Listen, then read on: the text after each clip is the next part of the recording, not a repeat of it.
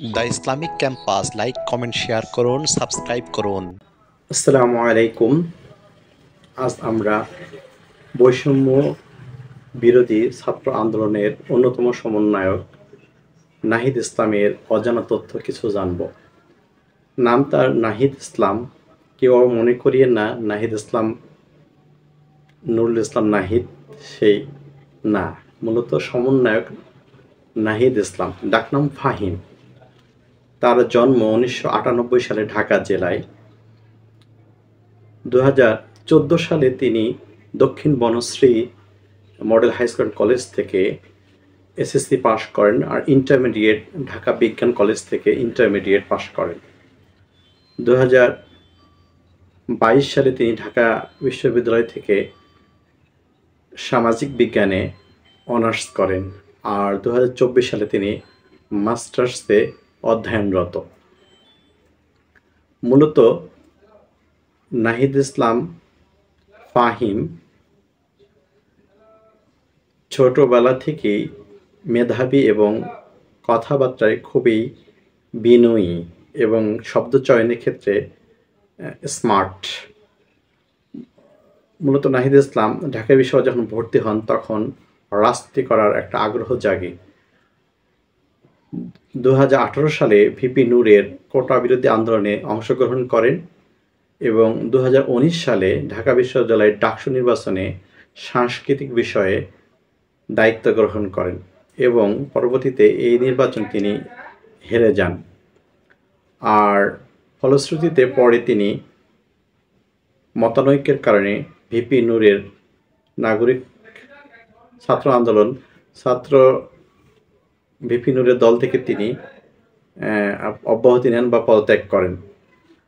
আর 2023 সালে 5ই অক্টোবর নাহিদ ইসলাম ফাহিম এবং আসিফ মাহমুদ সহ আখতারের নেতৃত্বে বৈষম্য বিরোধী ছাত্র আন্দোলনের অন্যতম নেতা হন। অর্থাৎ আখতার তিনি হন সভাপতি আর নাহিদ ইসলাম ফাহিম হন সেক্রেটারি জেনারেল, সদস্য সচিব, আর আসিফ মাহমুদ ঢাকা বিশ্ববিদ্যালয়ের আহ্বায়ক হন। এবং আপনারা জানেন তৎকালীন কোটা আন্দোলন ফলে প্রধানমন্ত্রী শেখ হাসিনা বলেছিলেন সকল কোটা বাতিল করা হলো এবং পরবর্তীতে আবার জুন মাসে 2024-এ কোটা আদালতের মাধ্যমে আনার চেষ্টা করা হয়। তখন কোটা বিরোধী আন্দোলন অল বাংলাদেশে ছড়িয়ে যায়। তার নেতৃত্বে 6 সমন্বয়কের অন্যতম সমন্বয়ক নাহিদ ইসলাম ফাহিম অগ্রণী ভূমিকা পালন করে।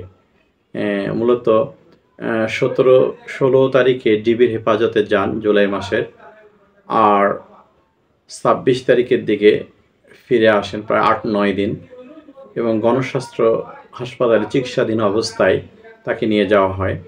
এসে আবার আন্দোলন করেন। ঠিক 4 দিনের মাথায় এক দফা দাবিতে প্রধানমন্ত্রী শেখ হাসিনা পদত্যাগ করতে বাধ্য হন এবং তিনি দেশ ছাড়তে বাধ্য হন।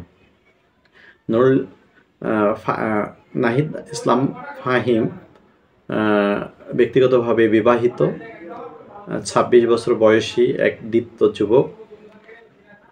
তার ছোট ভাই রয়েছে, তার বাবা একজন শিক্ষক, মা গৃহিণী। মূলত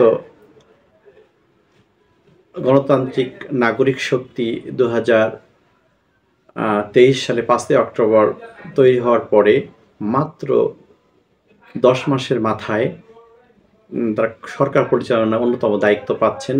বিশ্বের ইতিহাসে এটি প্রথম সম্ভবত যে মাত্র 10 মাসের মাথায় একটি সরকারকে হটিয়ে ক্ষমতার কেন্দ্রবিন্দুতে যাওয়া, এটা বিশ্বের ইতিহাসে এক বিরল কাহিনী। তা আমরা তিনি এখন ডাক ও টেলিযোগাযোগ ও তথ্য উপদেষ্টা হিসেবে কাজ করছেন।